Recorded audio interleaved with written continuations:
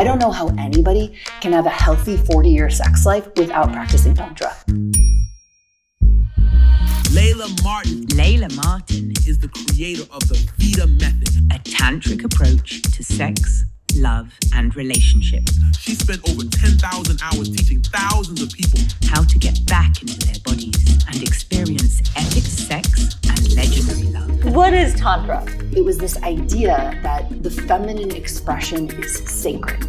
It actually celebrates anything as a potential divine act. Oh, wow. So the way that you eat, the way that you make love, the way that you move your body, all of this can be an expression of the divine. I feel like this is my next step in my healing journey. I grew up very Catholic, and I was terrified of my own body. And what happens is when you actually heal physiologically, your energy actually starts to flow in this really beautiful way. And when you enter partnership from that kind of openness, there's a whole new world available. Wow. How can we start with some simple basic steps to understanding Tantra? So there's 3 that I think are really great for a starter practice. The first is... Oh, what does that do? Oh my God, it's so good. It's literally...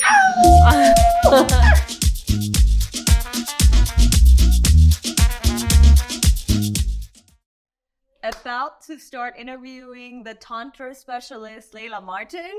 I'm very, very excited, guys, about this one because I'm going to ask all of my unanswered questions that I'd never had the courage to ask. And it was making me feel shameful and making me feel like I'm going to be judged.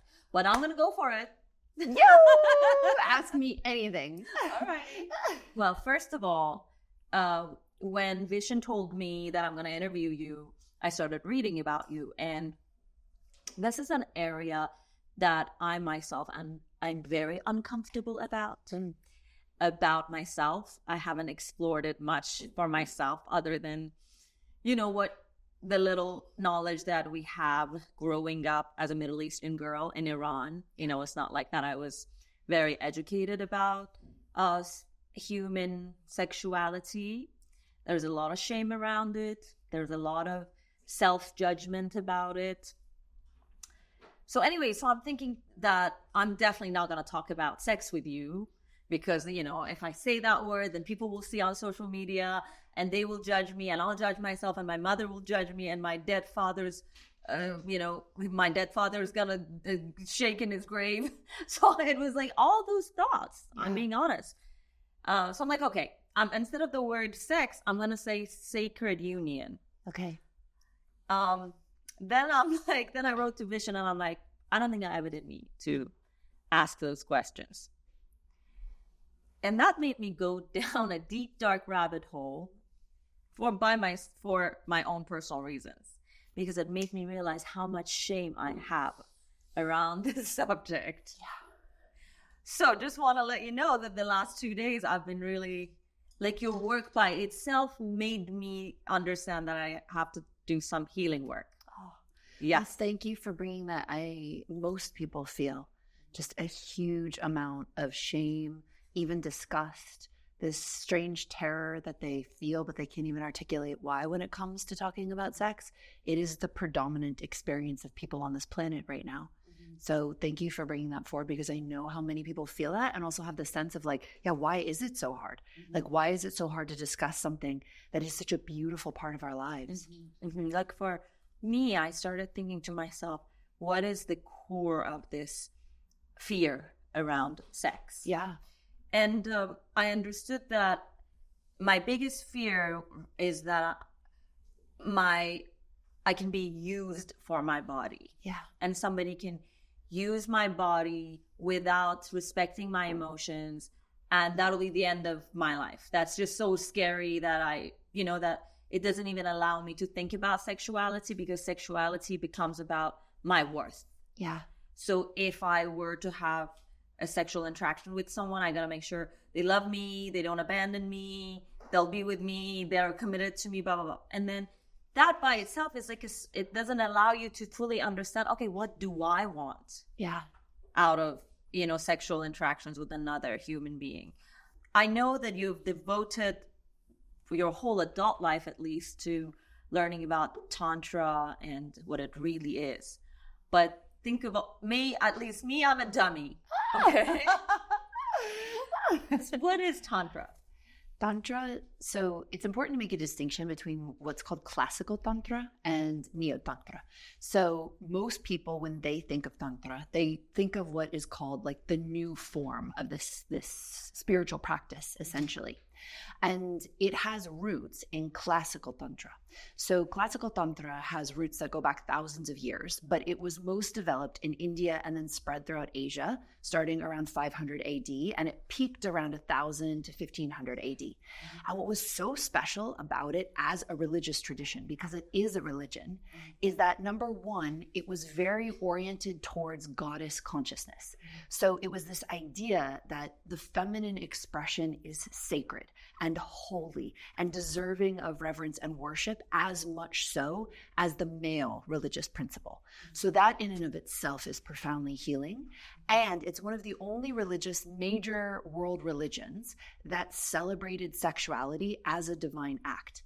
It actually celebrates anything as a potential divine act. So the way that you eat can be a divine act. The way that you make love, the way that you are with your spouse, the way that you pray at an altar, the way that you move your body, all of this can be an expression of the divine. And the reason that Tantra as a spiritual practice and as a religious tradition taught that was that if everything is one, that's the core tantric teaching, then your body is an expression of divine consciousness, meaning your body is just as holy as a temple. So in Judeo-religious traditions, right, I grew up very Catholic. God exists in a church. God exists in prayer. God exists when you're, celibate and not being of the world. And this is the only way to access God. Tantra was this amazing religious tradition, is an amazing religious tradition that said God is absolutely everywhere. It is also in the temple. It is also in a celibacy practice. It is also in meditation, and it is in orgasm. It's in the beauty of dancing. And so most people misunderstand that Tantra was about sex only, but it became known for that because it was one of the only spiritual traditions that said sex can be holy. And I believe so many of us who were raised in these very sex negative traditions, it's been so healing for us to hear that that's an option. That sex isn't inherently anti-spiritual. It's not inherently anti-God. And I think most of us inherently, if you think about it, oh God, right? When you're experiencing sexual pleasure, there's this inherent knowing that it can be a spiritual connection experience. And in fact, when they look at scans of people meditating and scans of people having an orgasmic experience and brain scans of people in psychedelic experiences, they look very similar in all these different parts of the brain start to light up.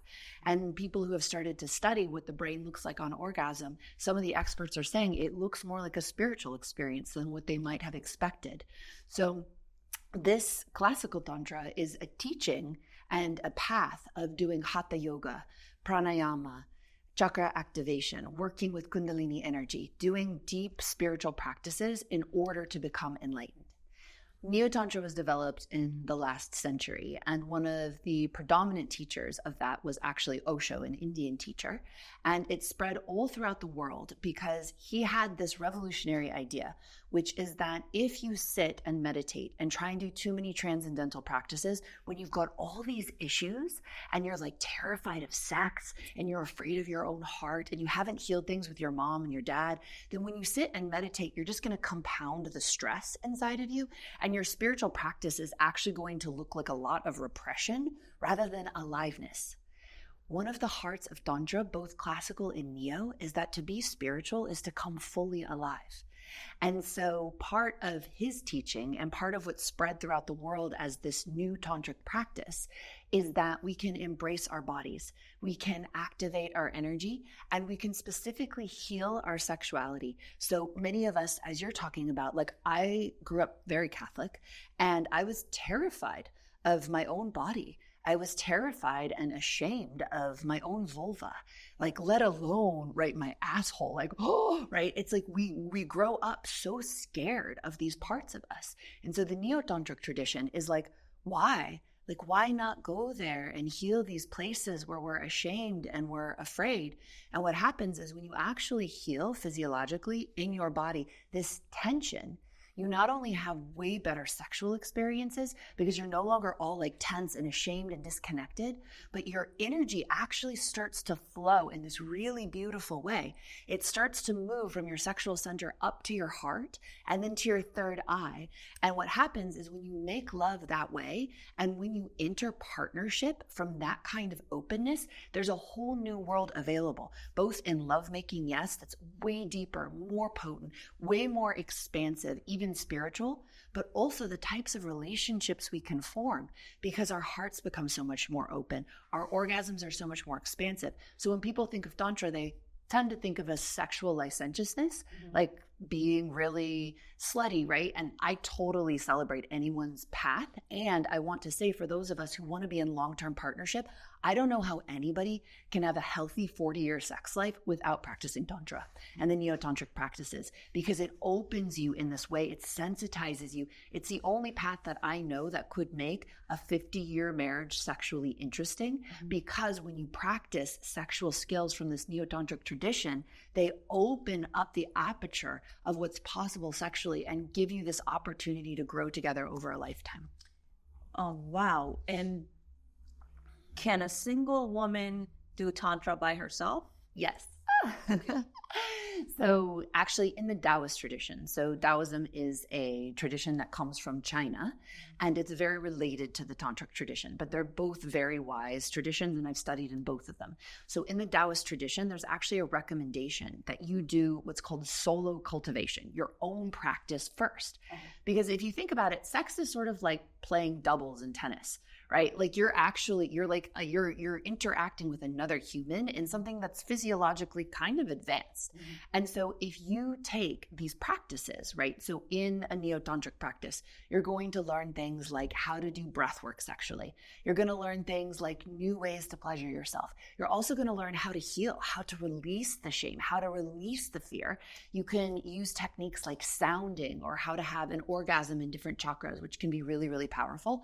If you try and do that with a partner and you've never, ever practiced before, it would be like never practicing tennis solo and trying to practice with a partner. Like it would feel overwhelming. And a lot of people feel very overwhelmed by the neo-tantric practices sexually. So it's actually far more effective to train on your own first, because if you think about it, you're in your own bedroom. It's still scary. It's still scary to go into self-pleasure, to teach yourself how to breathe, to learn even breast massage techniques. And when you do that, and hopefully your partner does it too, then when you meet and you start doing the practices together, it's going to be so much more effective. So you have to do Tantra alone in order to do a good job as a couple. Yes. Or even when you're single, what most people don't realize is our energy is magnetic, right? Like anybody here studying Mindvalley knows that we attract part of what we're putting out. So many of us have deeply imprinted experiences and messaging around sexuality that actually either shuts us down or limits our experience of a person of the opposite sex or someone that we want to be in romantic partnership with, regardless of gender. So if I got really imprinted, right, my father was sexually abusive growing up and I grew up Catholic. So I got all this messaging that sex is dangerous, men are dangerous, and on top of that, like God is kind of dangerous and might send you to hell if you do anything wrong or if you're a sexual being. So when I was a teenager, I couldn't even walk into Victoria's Secret. Like that's how deep my shame body went. And when I first started doing sacred sexual practices, I actually threw up over the side of the bed because I had so much trauma and so much fear inside of my body that needed to be released for me to do these experiences. But what was amazing is as I replaced this imprinting around the masculine, like it's scary, it's dangerous, I started to attract a different kind of man into my life. The more that I felt like my sexuality is beautiful, the more I became a match for men who felt that way, that weren't just objectifying me or weren't just trying to have another notch on their ego belt. And so when we do this sexual work, even as single women or single men, what happens is that we actually re-imprint our energy field, and that can either change who we attract or it can literally transform our long-term relationships from the inside out. Wow. So like in your personal experience, what I'm hearing is your trauma around sex and your shame around sex motivate you to learn about Tantra. I think I both had this soul longing because I asked my parents to send me to Asia, to Tibet, India, Nepal when I was 14. And that was something inside of me that I still can't fully explain. And I went to Stanford when I was 17 and I started studying sexuality and sex education. Basically, I wanted to completely change how we educate children and teenagers. And I don't believe the impulse came from being abused, but what I will say is that being abused taught me that sex can be one of the most violent places on this planet. And when we're not sexually whole, it feels like a piece of our soul is missing. So it became very clear to me that when I was super traumatized, I wasn't fully alive. I wasn't having the deep experiences I wanted. And my relationships with men were a total mess. And so I had a deep desire to fix that and to heal that. The other part of having that abuse background was I started with so much self-loathing, so much shame, so much inner hatred, so much fear. And it took years to move through that. And I was able to say, like, wow, okay, very few people have that deep of trauma, but no matter where you're starting from, you can absolutely have an expanded ecstatic orgasm. You can fall in love with your own pussy. You can learn to adore your body. And even for me, like, I started out so terrified of men, and now I am in devotional worship of men and how magnificent they are. And I feel like it's this healing, right? I want to teach men how to truly worship women, all of them, and I want women to know how to truly worship men. Wow. So as you said, sex can be an awakening experience, or it can be a horrible trauma. Yeah. Right. And which gives sex a lot of power. Yeah. But as we all know, there's always been this significance on sex and how we should not treat it as a casual thing. And, you know, like in different religions, they said you have to first be married and you have to, you know, it has to be legal and it has to be religiously allowed and all of that. What are your takes on using Tantra with the wrong person? How can you know if how can you find the right Tantra partner? Let's say you're not in a long term, you haven't found your soulmate or the love of your life, but you want to experience Tantra with another person. Yeah. How do you pick that person? How do you know if the Tantric partner you've picked is a safe person? Yeah. So the interesting thing about the religious programming is that usually it's stay monogamous or else you'll be punished, right? Or stay monogamous because monogamy is more holy. What I love about the Tantric teachings is you learn that your body is a temple. You learn that it is this holy space of beauty and magic and wonder. And I find that when people truly experience that, like, know how amazing their body is and how it's almost like it's a gift for anybody to experience you sexually.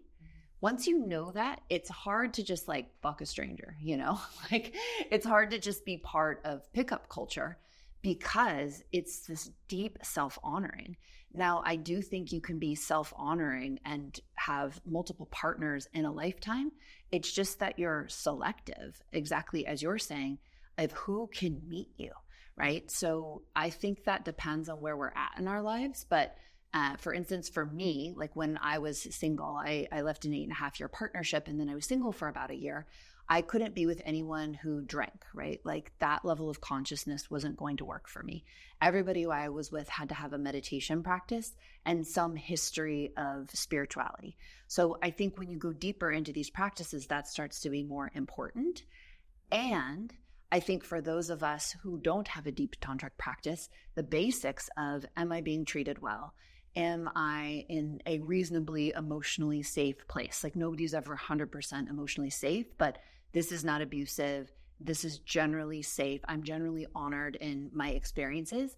And here's another thing that I don't think we ask enough questions about. Does sex mean the same thing to me as it does to my partner?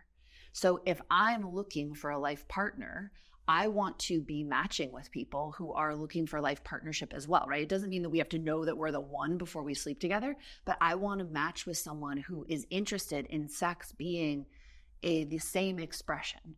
And if someone is like, I want to have as many lovers as possible, they should be matched with someone who wants to have as many lovers as possible. We don't ask that question enough of what does sex mean to you, right? And what does this container of being sexual together mean? And how do we hold each other in it? Because there's a tremendous sensitivity in sharing your body with someone. And I don't think we talk about that enough without the shame, right? Because I do think that some people are designed to be sluttier, more sexually expressed in this lifetime. And surely you can do that if you're aligning with partners who are taking care of you and respecting you.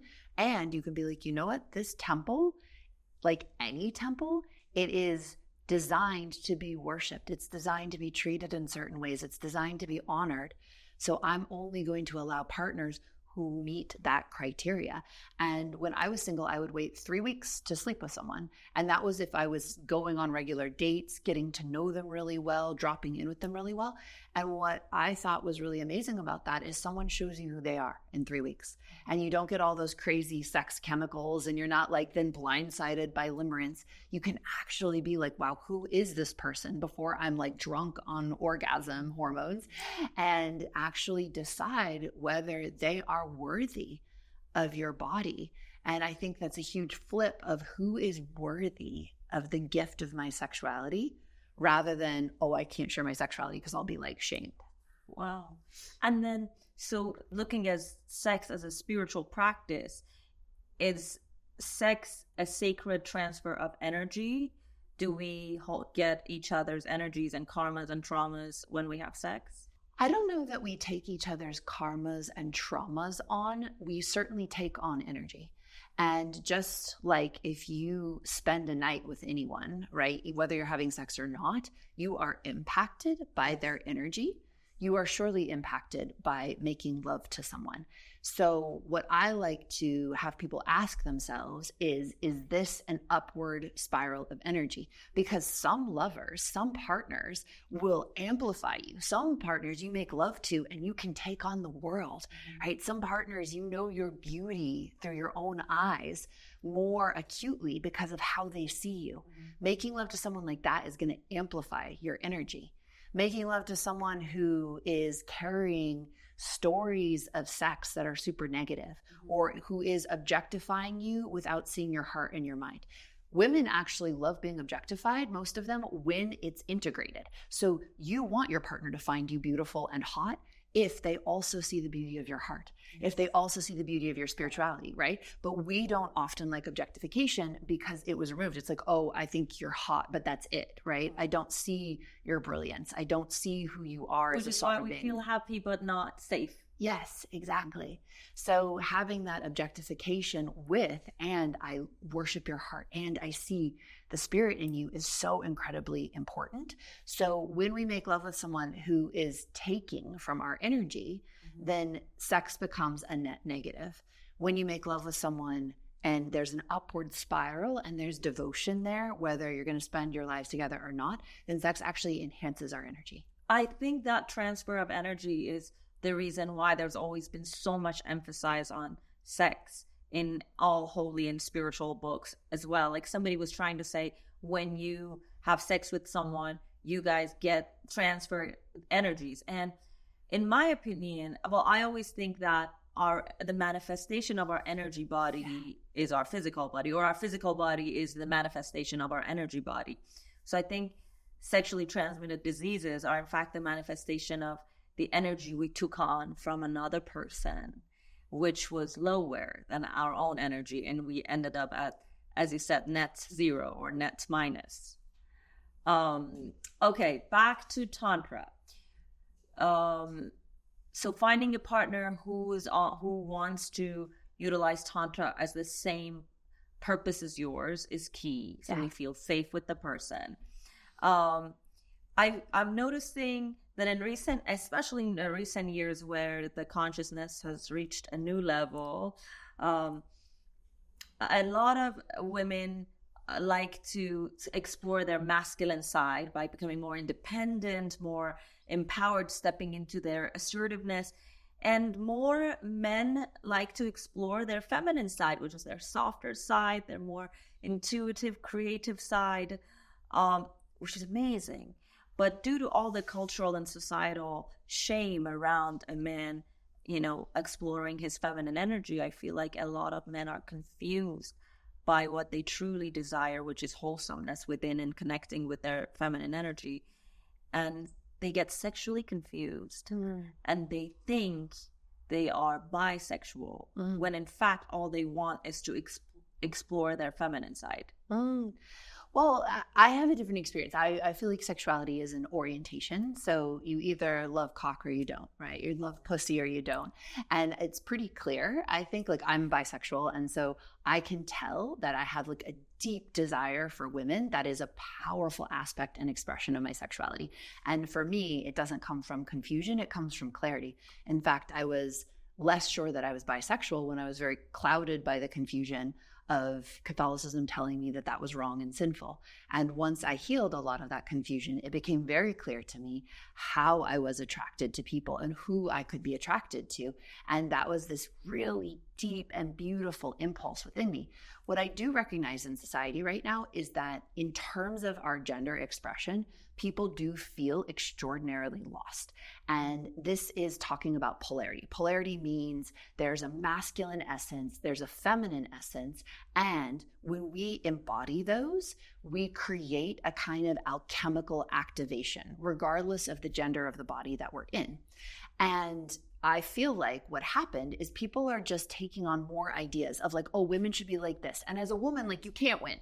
It's like you stay home with your kids and you're provided for by your husband, and society's like, oh, poor you. You never realized your career power or your dharma, right? And you go out and you make it in the world and you're making a whole bunch of money and everyone's like, oh, you must be like lonely and sad, right? And you should have had children to feel happier.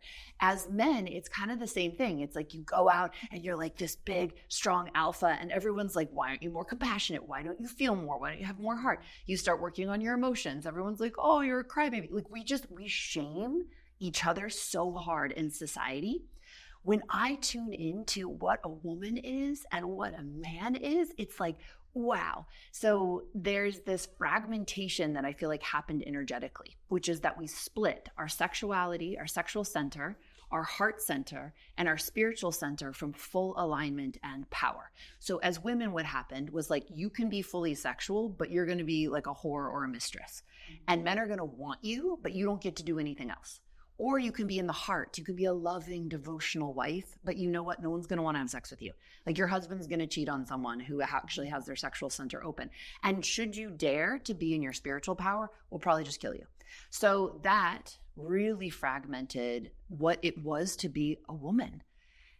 Men who often think that they escaped this conditioning, my experience is that patriarchy has been just as toxic for men. And that they may have gotten a better deal in terms of having social, political, and economic power, but they lied to themselves just as much to live in such an unjust, dehumanizing society. For men, it was like, oh, your sexuality is all about conquest. Your sexuality is about taking from someone. Like you take someone's virginity, right? Your heart, like you're actually not supposed to be in your heart, right? Or if you are, then that makes you like soft and compassionate, but you're never gonna like take over the planet or, build an empire. Your spirituality, men also got very brainwashed spiritually, like telling a man that he has to be celibate in order to be aligned with God, which they did, in my religious tradition. That's also disconnecting a man. So what I feel about true polarity is that when men restore the connection between their sexuality, their heart, and their spirituality, and women restore the connection as well, we have this expression that feels like wholeness, and no one has to tell me how to be a woman anymore. I built an empire. I run 2 companies. I'm really good at building teams and making money and being super successful. I love having a big career in the world, and I'm tremendously submissive in bed. I love feeling this like devotional service to my man. I've chosen a man who like loves to work out and he's super successful and he's really powerful and like he doesn't take shit from anyone and he worships my power. And sometimes Eros doesn't live in these really politically correct ways of relating, right? So I know that I can be really powerful, successful, and respected as a woman and also be like so wild in the bedroom and actually like submit to his masculine power as an aspect of my sexuality and still be super powerful everywhere else in my life, including in the bedroom, because to me, that submission is a source of power. It's a source of my joy. I found my way to that, not by listening to anyone tell me what a woman was, but by doing the tantric practices to reconnect my energy and become whole again. I also think that there's, just as women have woken up to spirituality and sexuality, men are starting to wake up. They're actually a little bit behind women. And there's this whole new way for men where they are warriors, they're protectors. They're designed to be protectors of what they love.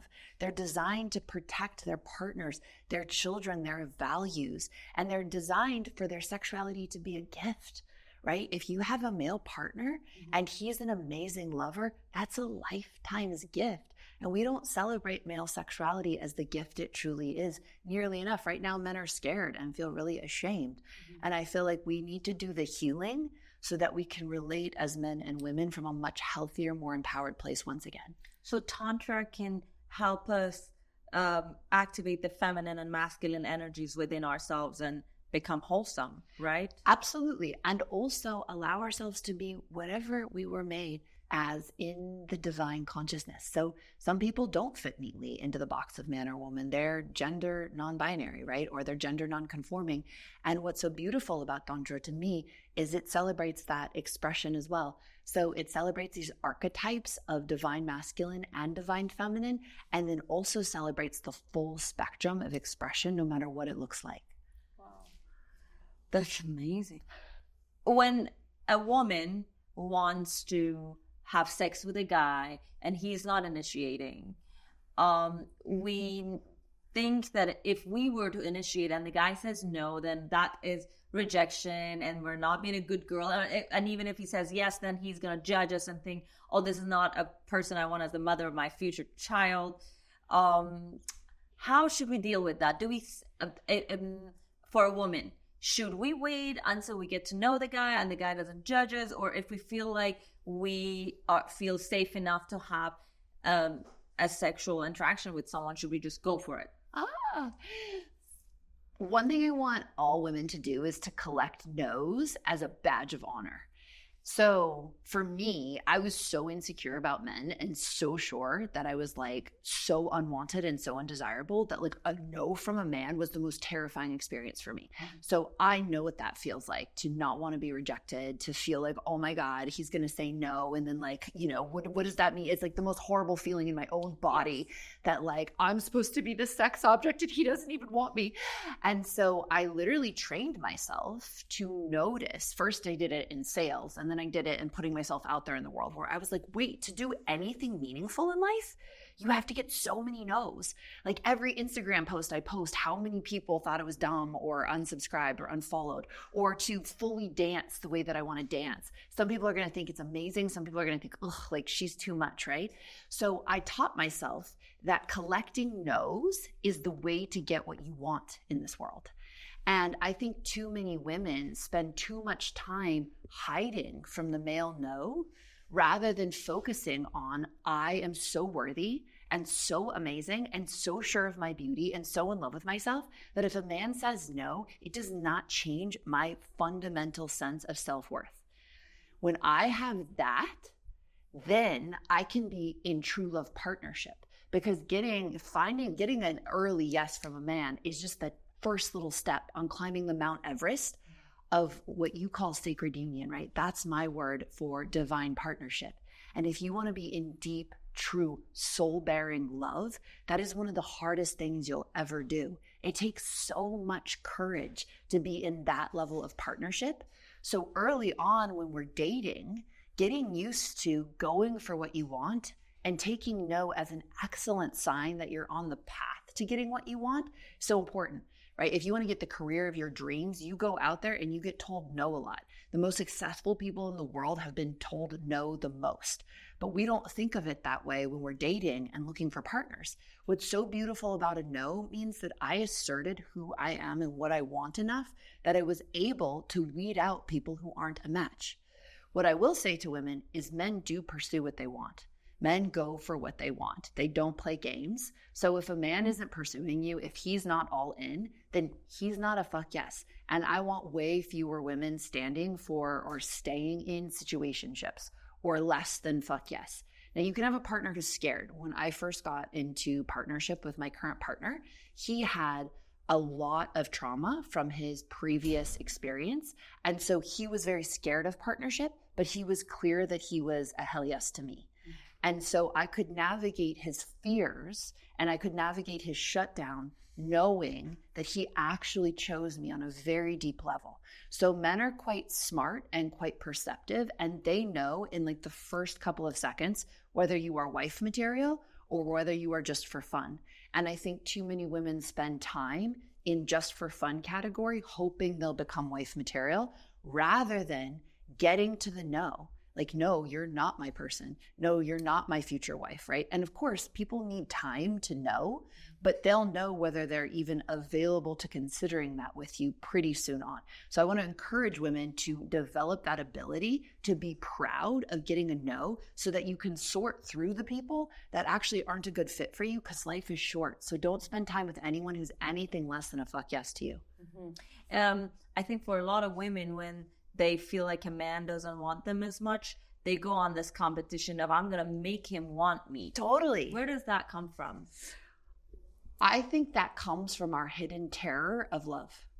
Because when a man wants you, it's so scary. I actually haven't met a woman yet. I would love for some of your audience to write in and talk about their experience if it's different.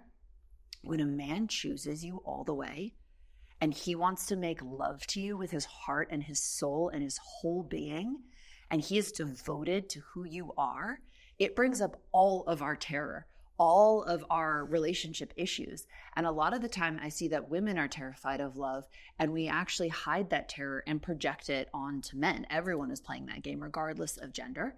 Mm-hmm. And so what I see is that when women really own that true love is terrifying, and being truly chosen is kind of scary, they actually stop choosing men who are playing hard to get, who aren't really that into them.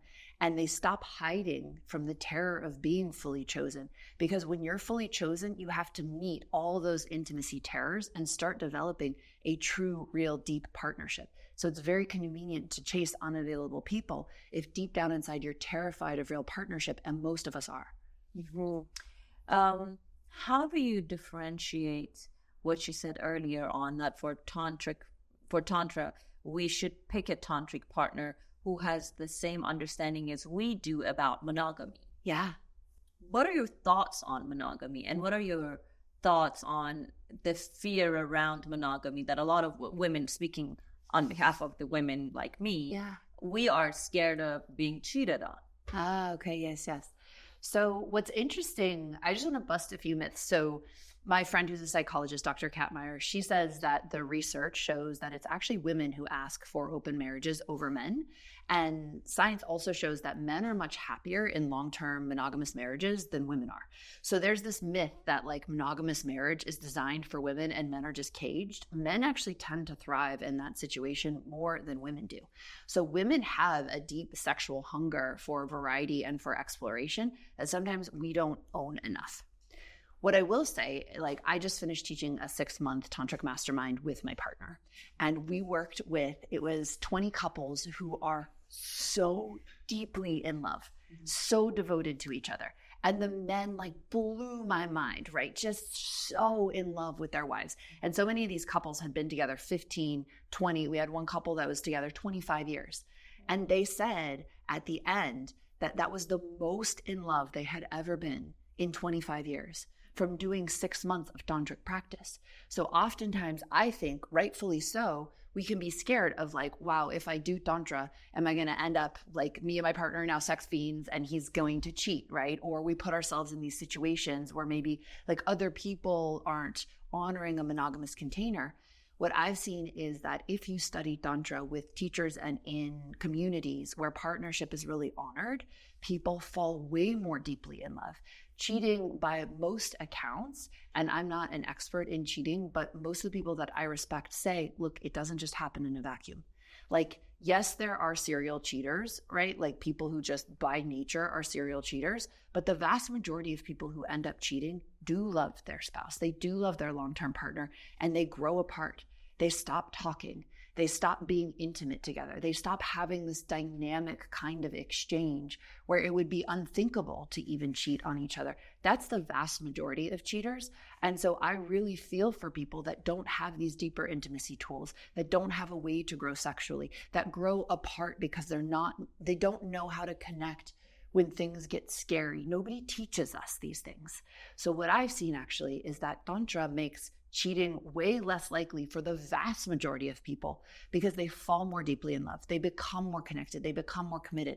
Now, if your partner or you are actually deeply wired to be polyamorous and you've been lying to yourself your entire life, could doing a sexual practice show you that truth? Sure. That's the thing about doing anything spiritual, is you're going to find out the truth. Like when I became a little bit more open, I'm predominantly monogamous, but I'm also bisexual. So me and my partner don't explore separately. We would never do that. We don't have other partners, but like we would, let's say, go to a play experience together and have adventures. Or I have like one of my best friends, Emily, she's also one of my lovers. So I will make out with her in really beautiful ways. And so we have this like very, very light openness, but it's nothing like people would think. I call it California monogamy because in our circles, we are monogamous, right? Because we don't have other partners. We would never do anything without each other, that kind of thing. And what I have found in that constellation and in that level of devotion to each other is that we keep going deeper.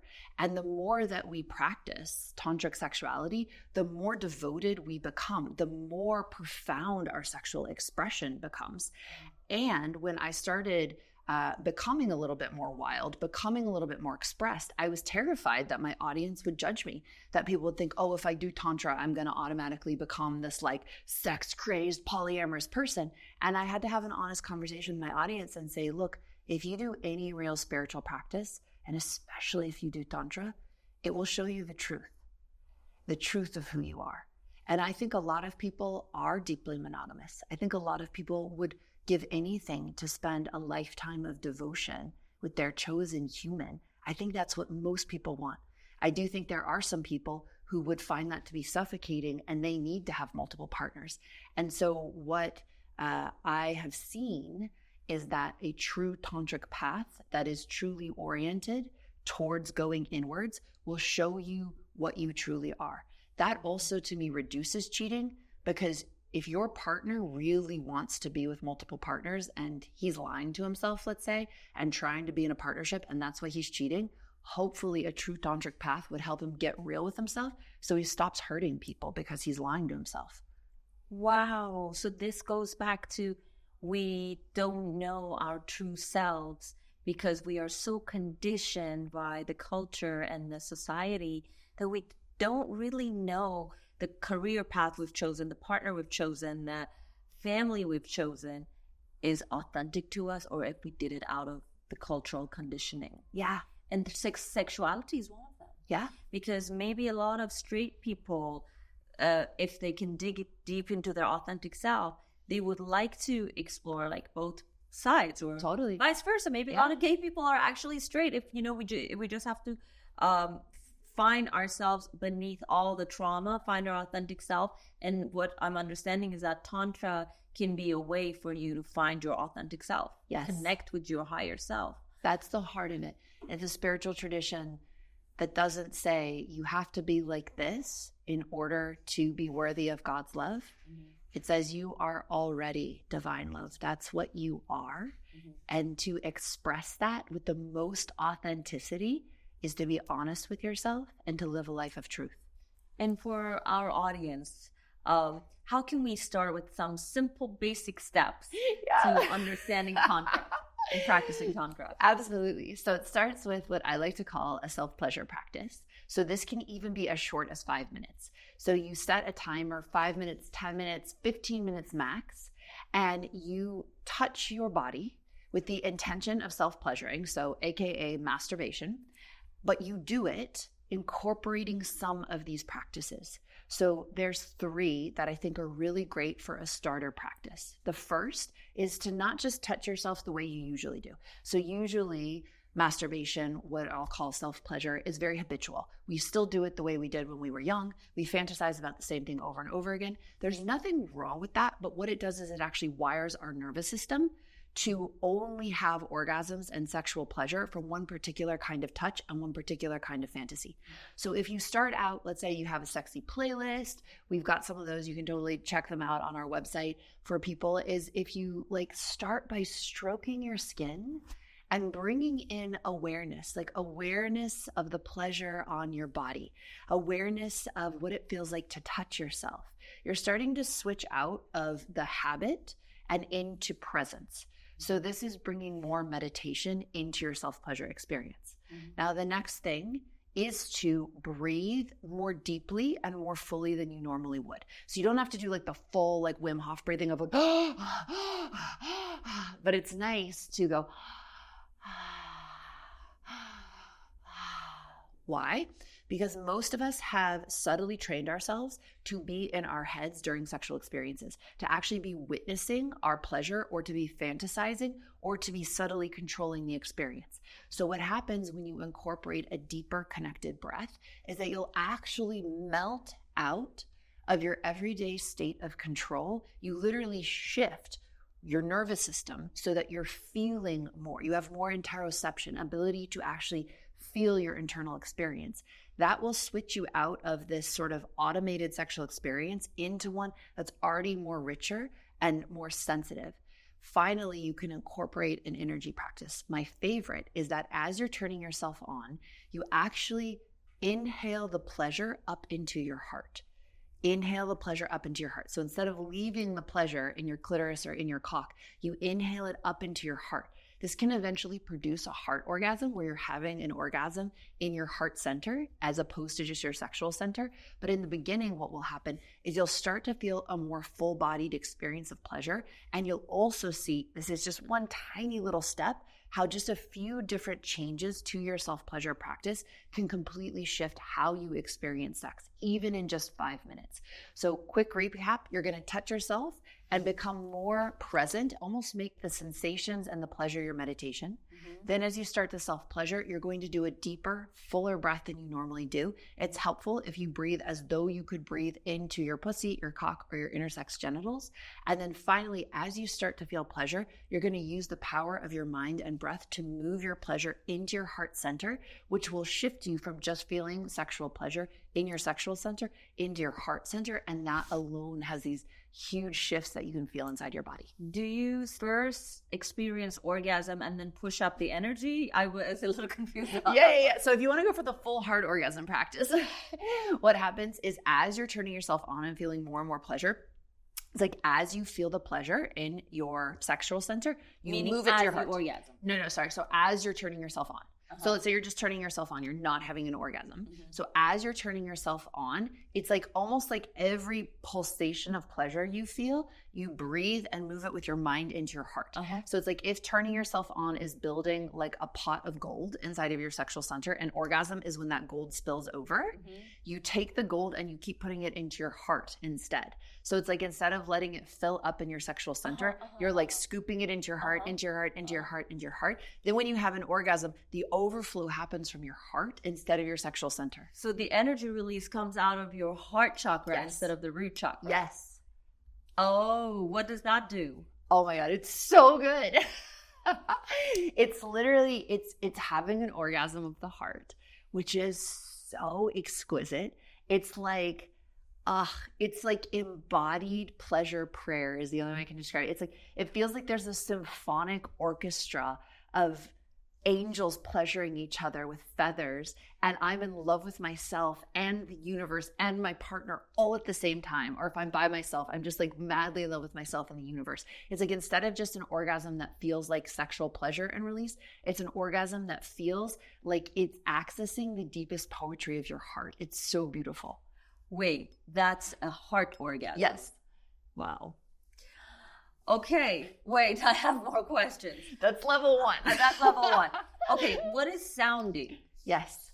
Okay.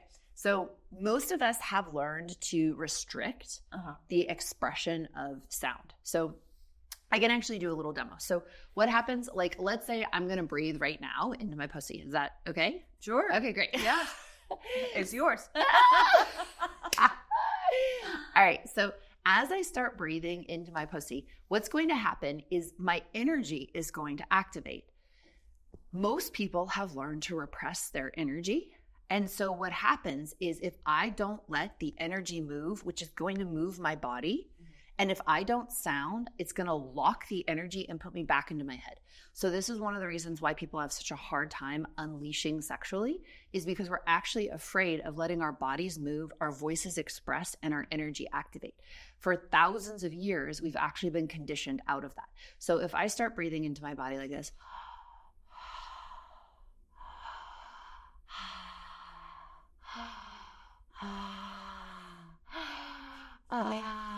so I started just letting my sound and my movement happen. I'm going to first repress my movement and my sound, and watch what happens.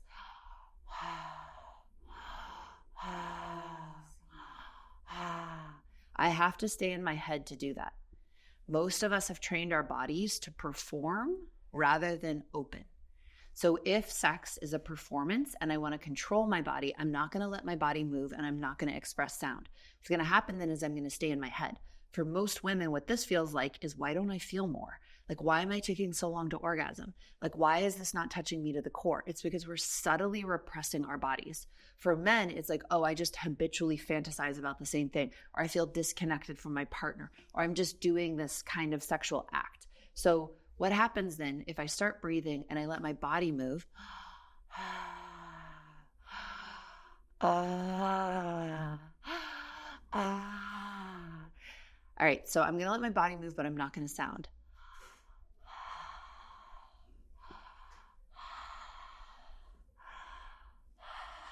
It opens, but not all the way.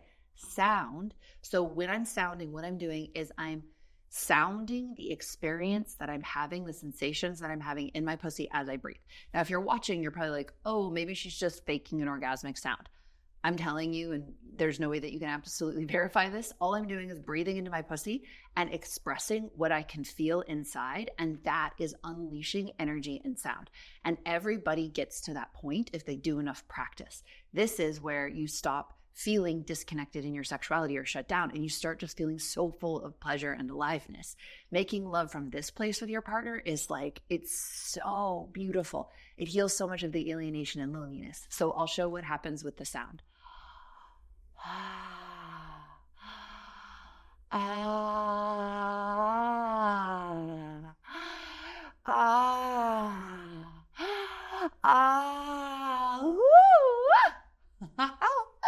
So my whole system starts to open. Now, usually we only let ourselves have that level of openness in our most amazing orgasms. Like, most people think of When Harry Met Sally, right? And Sally is like, I'm having a fake orgasm, right? But the reason that orgasm looks so good to us is because that's what a really great orgasm actually looks like. Now, most of us wait for the moment when we have the most mind-blowing orgasm to let ourselves get that free. If you train your body to be that free and that expressed, what happens is that most of your orgasms then become mind-blowing orgasms. You're not waiting for the orgasm to give you that feeling of liberation and freedom. You're training your body to be that liberated and free, and that's what unlocks orgasm as a much deeper experience, much more regularly. So we can experience regular, incredible orgasms just by letting our bodies free. Yes. And by stopping to suppress ourselves. Yes. Wow.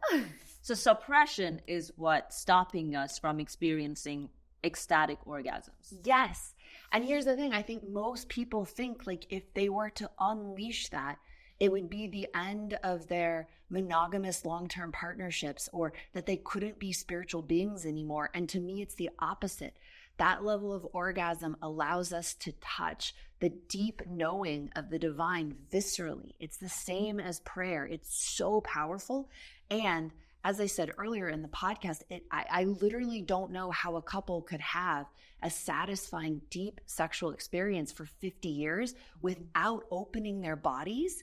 It's like, how could you be healthy if you never went to the gym? So sexually training yourself over a lifetime, to me, makes much deeper partnerships, much happier families, and truly much more spiritually sovereign people. We've always thought it was the opposite, but to me, it's like one of those cosmic jokes because it's such a lie.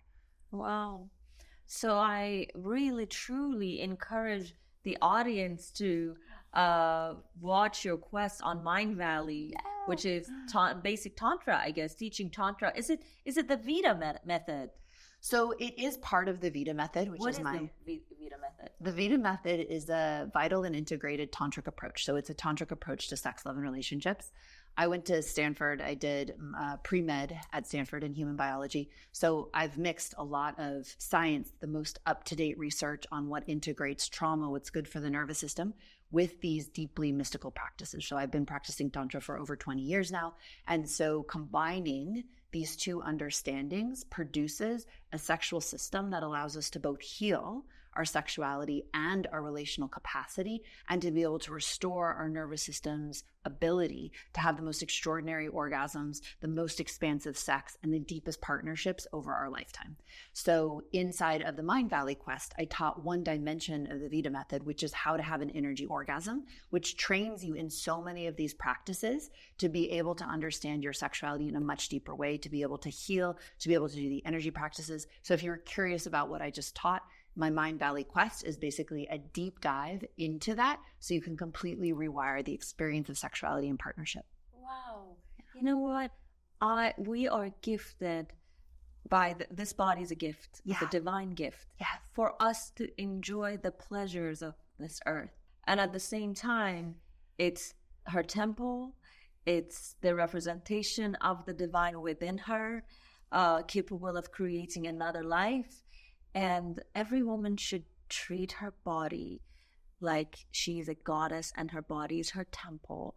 And she has to be very conscious about what energy she likes to allow in her temple and what energy is truly aligned with the divinity within her, to amplify her divinity and not to dim her light. Thank you so much. This was very healing for me personally. Yeah. Very healing. Yes. I'm going to explore deep and I want to talk to you. And I really, I feel like this is my next step in my healing journey, which I can imagine that it's going to be the same for many women out there. I'm like, when I first started voicing my issues, I thought it's just me. Yeah. And I've been surprised to see how many women think and feel the same way that I do. Totally. I thought I'm the only crazy one. No. Sounds like there are a lot of us in this world. We all crazy. Anyways, thank you very much. Thank you so much. So I hope you enjoyed that episode of the Mindvalley podcast with Layla Martin. My name is Vishen Lakhiani. I'm the founder of Mindvalley. And if you happen to be watching this episode and it's September 2024, I want you to know that in just a few weeks, October 3rd to October 7th, in Ibiza, Mindvalley is putting on its luxury event, A-Fest, and Layla is the key speaker. A-Fest explores the frontiers of human growth, of consciousness. And this A-Fest is no exception. We're looking at the intersection of sexuality, consciousness, and manifesting. And if you enjoyed the topic of this podcast, you might want to fly to Ibiza to attend A-Fest. All the information is on the website, afest.com. Go check it out, read about it, and decide if this is something for you. A-Fest is a luxury event.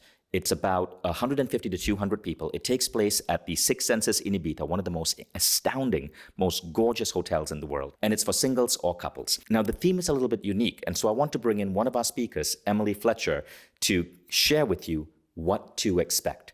Listen to Emily. She's going to be one of our major speakers there, along with Layla Martin. And visit afest.com for more information.